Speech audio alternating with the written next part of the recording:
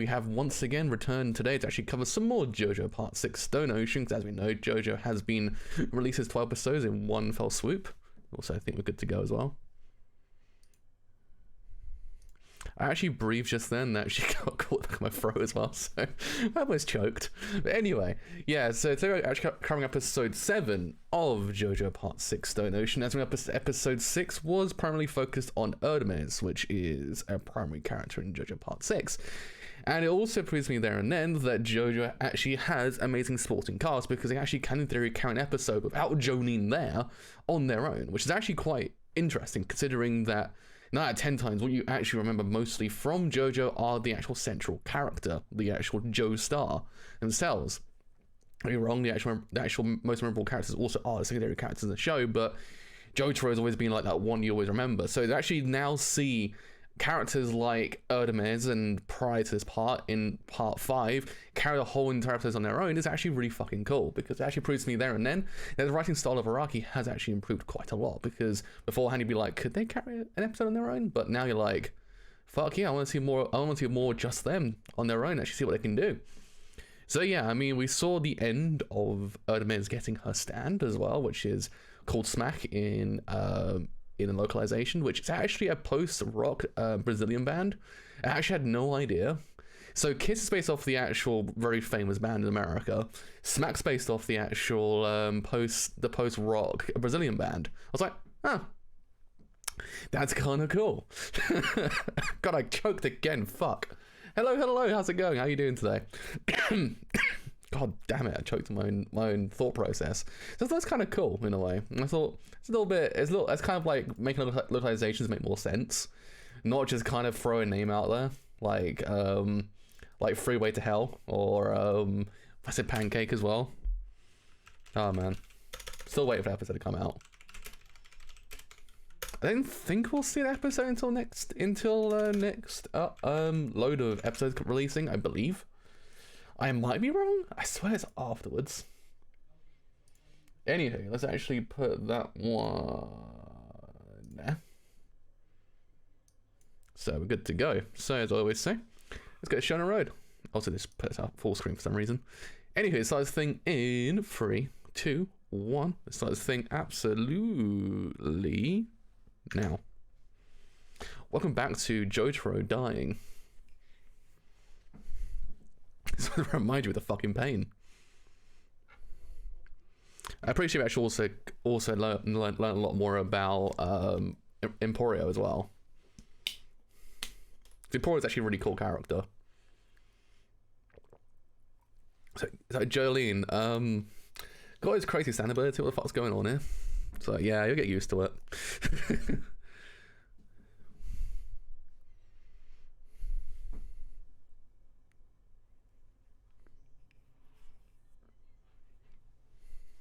Ka-chow. I really feel sorry for Jotaro. Got short in the stick in this part. Was got killed by a rat originally. The one joke everyone always reiterates.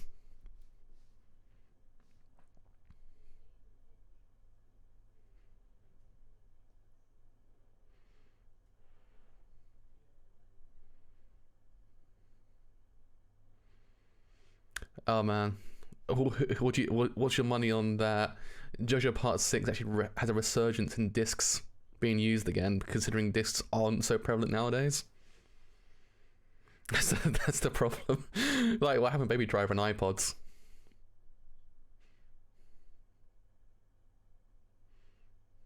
Just don't smack that shit into a hi-fi system. Crocodile.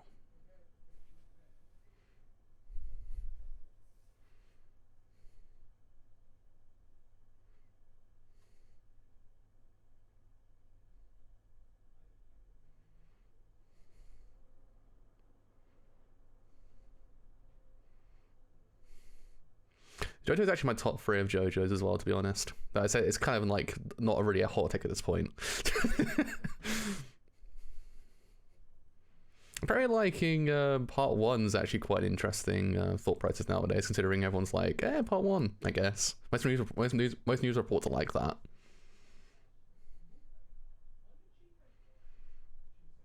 I do actually like how they frame it's the horror. Well, fucking hell. He can't pull anymore. He lost his fucking arms.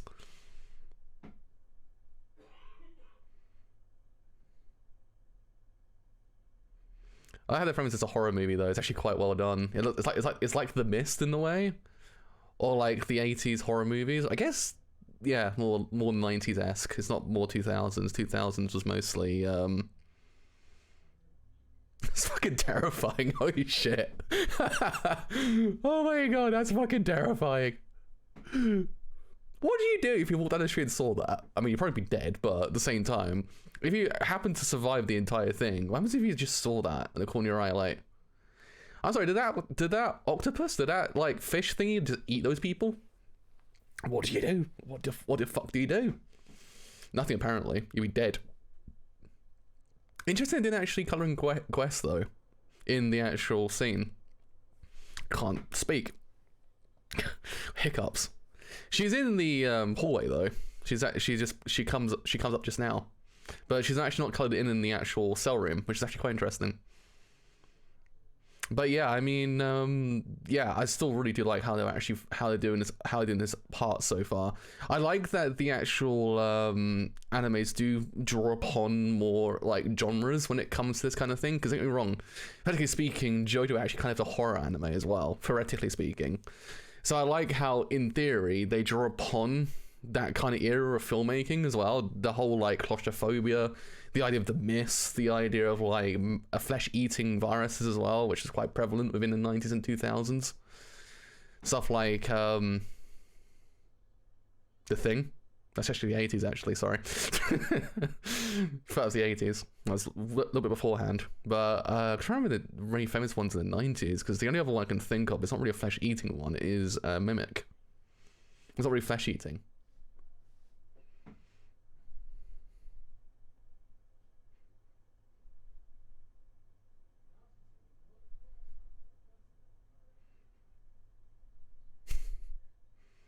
I see. It's a pink crocodile called Charlotte, and it's the same as the pink crocodile from fucking Clouds and Rain. I think if I remember correctly, is it Chris? I can't remember. No, it might be Chris if I remember correctly. Yeah, it might be Chris.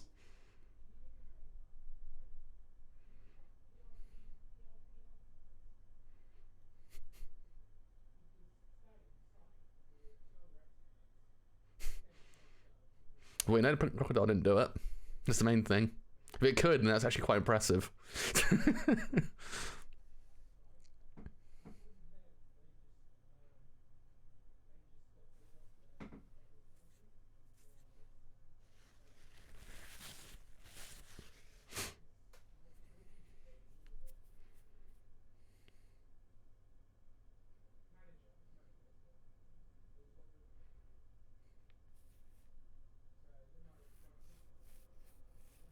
Gwess is back. At least we got Gwess again. Still also one of the best guys of JoJo. I will find anyone who tells me otherwise. Get ready to throw down, so I'll throw down for the honour of my queen.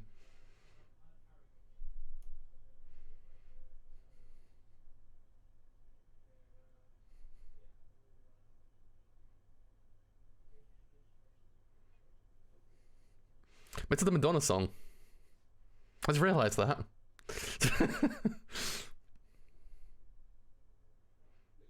When Madonna gets deadly.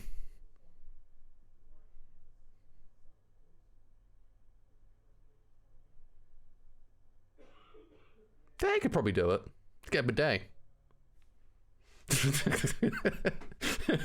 So, well, shit. Pardon the pun.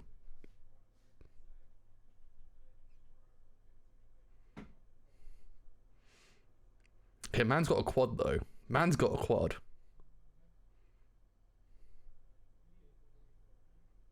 You can tell who the most important characters are in the scene, considering they're actually got features.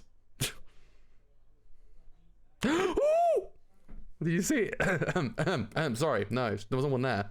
No one there. Definitely no one there. Definitely no one there. You sly bastards.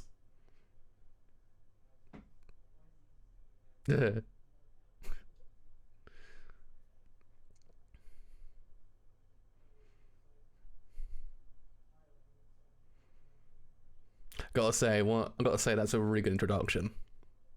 It's really well done.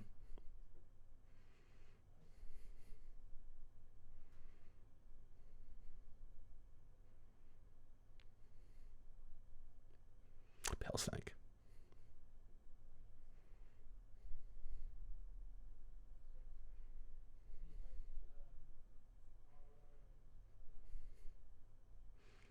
His whole entire part about some random dude trying to get his new format out there. So one new format's that we get disc, but it actually has memories on it. It's like, well, shit, bro, that's kind of cool.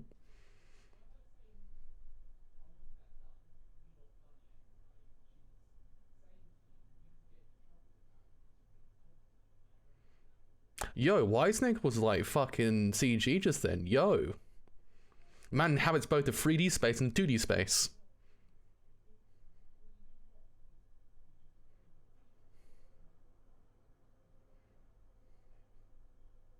I mean, it's one way to store your CDs.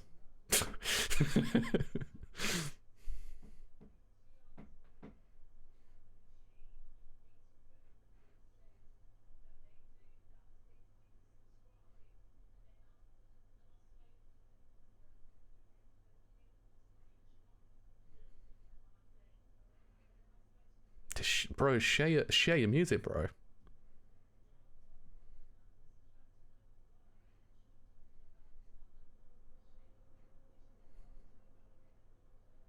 Yeah, there's a whole lot of shit happened in between Erdmes.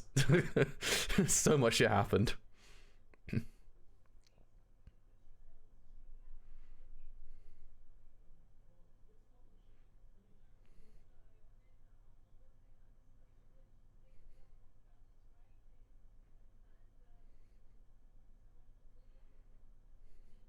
I do actually kind of like how they do actually make the prison itself quite vast in scope, but at the same time it's quite isolating. At the exact same time, it's actually quite well done. Like this would be like on par with most fights in JoJo in a way, like the actual space they inhabit, but at the same time, the idea of actually them still being isolated is still present. Stuff like that actually, I don't know, actually kind of make this a lot more like tense.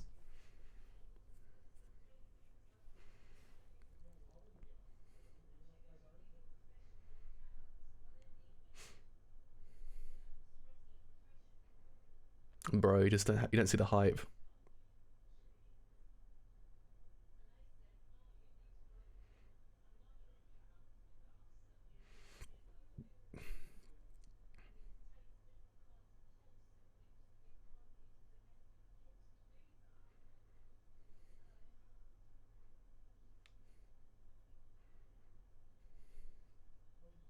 Bruh. Honestly, what the fuck, dude? Just throw him to the ravine or something. Just throw him to the ravine.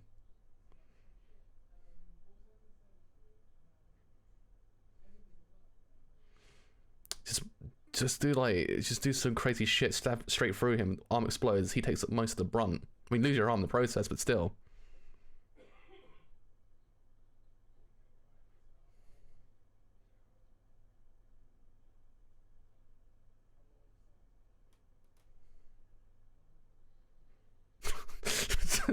It's so fucking weird when you think about it.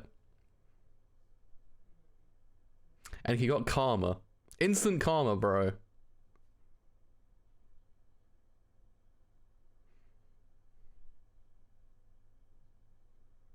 So this whole entire scene was just like, what the fuck, dude? What were you trying to accomplish? I know you're trying to accomplish, but at the same time, bro. Bruh.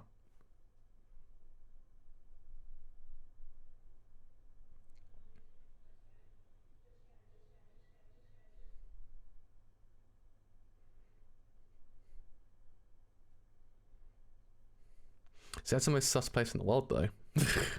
That's like sus in its own way.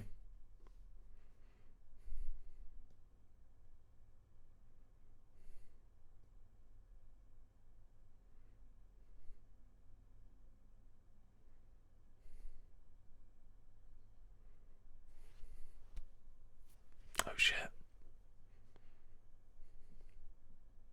Oh shit.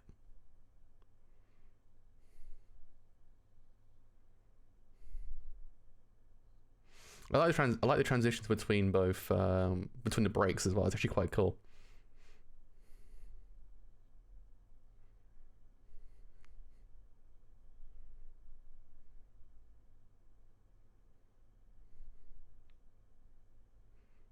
I mean, they drown, wouldn't you've noticed?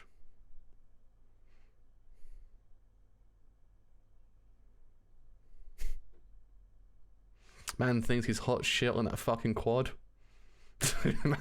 Man's been thinking he's hot shit.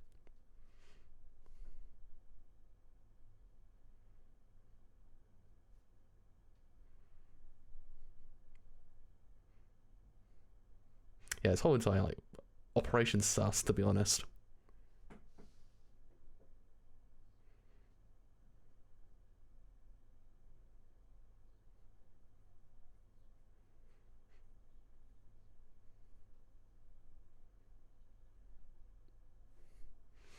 There's only one possibility to this whole entire matter. He can't do math. Definitely someone's not very important in that scene. Definitely not. Definitely not another person in that whole entire scene. Integral to the entire plot. No. Sly bastards, their productions. Sly bastards.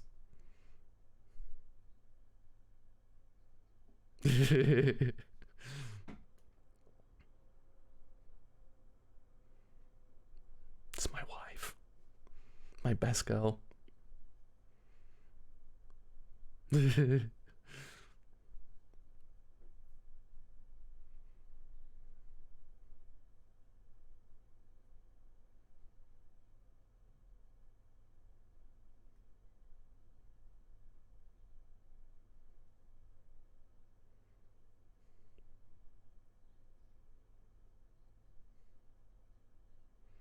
It's the mere distance, isn't it?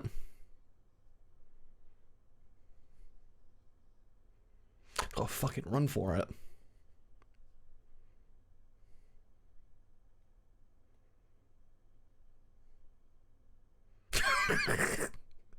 Dude was trying to water and fucking died. I can't believe it. Absolute audacity of this boy.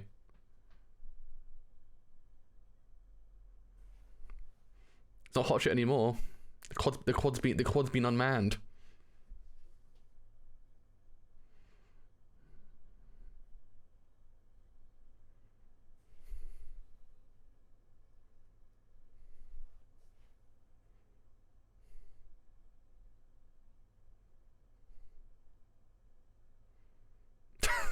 Holy fuck.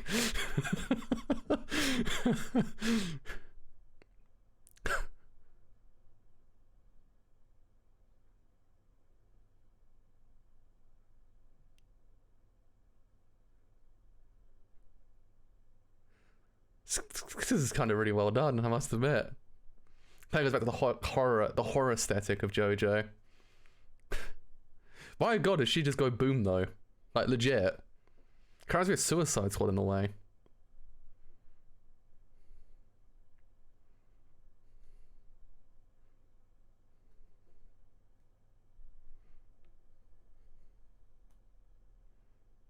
Yeah, I mean, definitely sus, was it?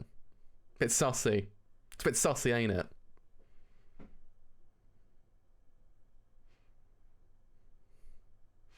The guy died in like the but why pose. It's like, but why?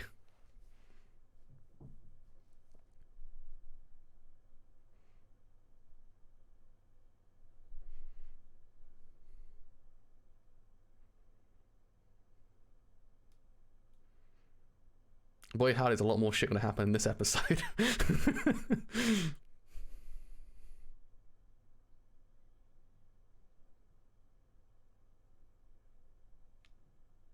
A bucket. So, yeah, it's a bucket.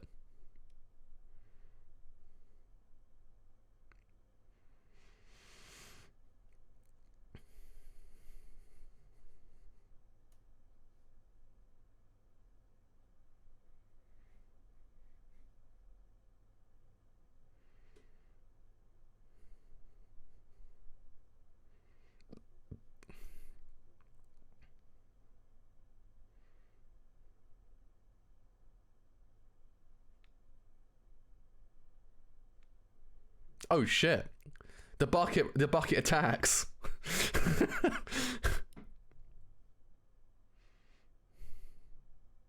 Again, I quite like how he's actually done this.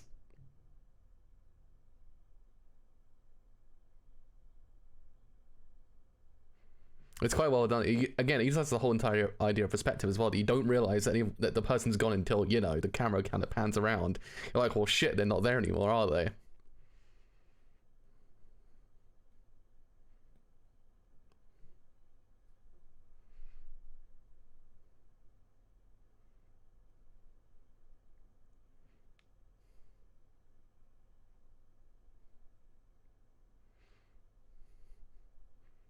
Yeah, this is kind of a fucked up arc, to be honest. This is a fucked up arc. We're seeing it quite a lot in part 6, but still.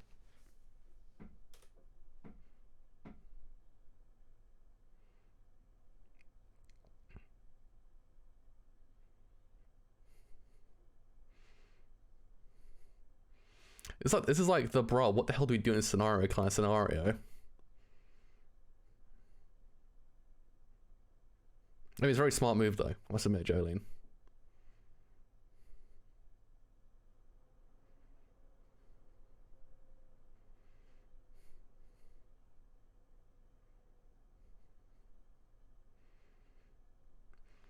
I mean, it looks a pretty dire situation, to be honest.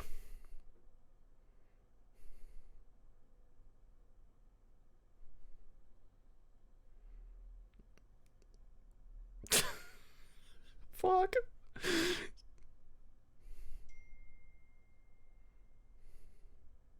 Yay! She said it.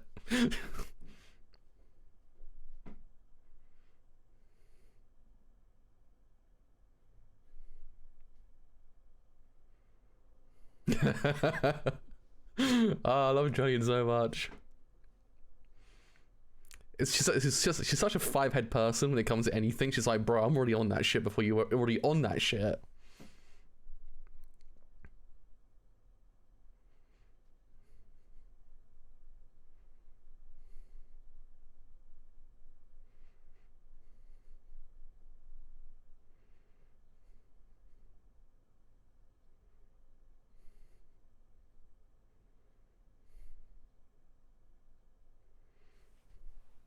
Once again, with Dulcet, the idea that most stand battles are like completed via the most unorthodox approach in the world. It's so goddamn cool to actually find out how they do it. It's so fun. It's kind of like, wow, how the fuck do they think about that? And more importantly, how did Araki think of that?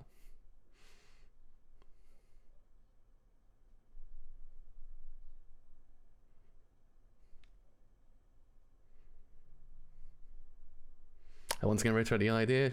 Five-head moves. Five-head moves.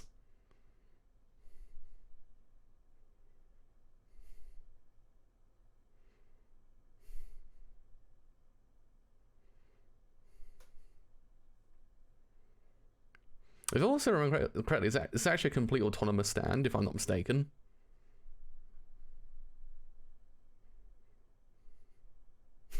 I'll be right back. Mark my word, I'll be right back.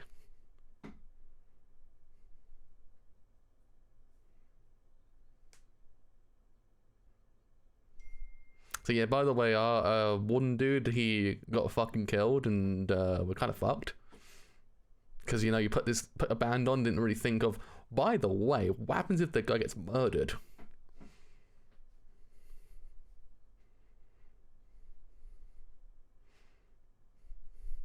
I love those two so much.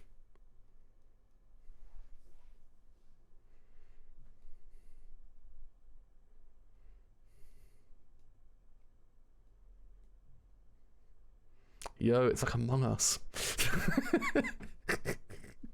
I had to, I'm so sorry. But yeah, I mean, really good episode overall. I like how it plays into the whole entire theme of like the horror aspects of JoJo.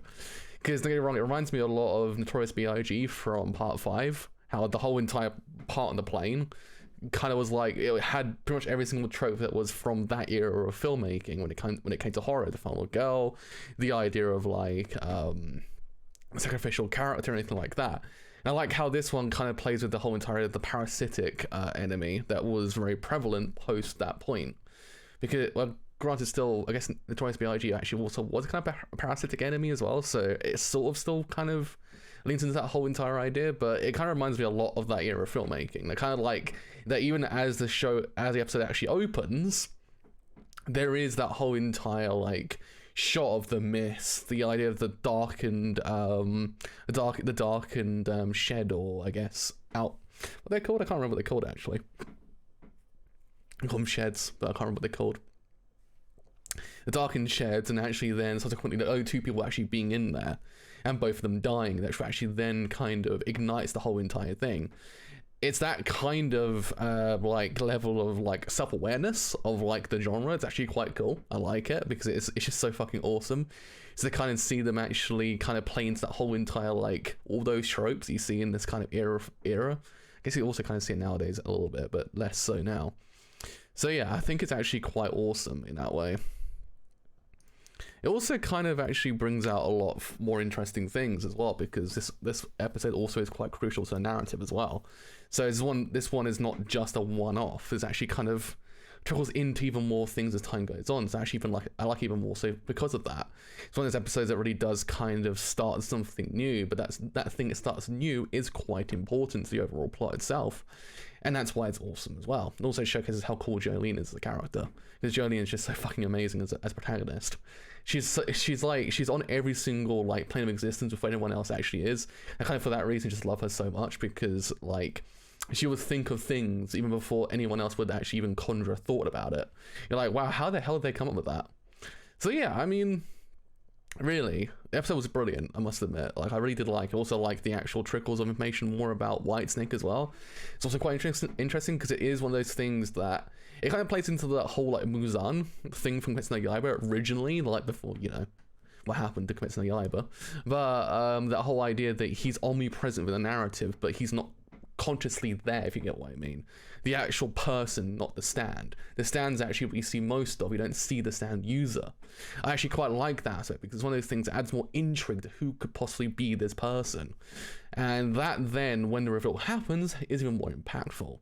So that's what I kind of like about this part as well, that you don't see too often the actual stand user of Whitesnake, but Whitesnake themselves, and Whitesnake themselves is a very threatening presence. So I quite like that as well. That's just one of the more things this show does brilliantly. So yeah, I really just can't wait for the next episode to actually know what the next episode actually is going to be. It's actually one of my favorites. So I'm actually just so glad that we get this episode straight away as well.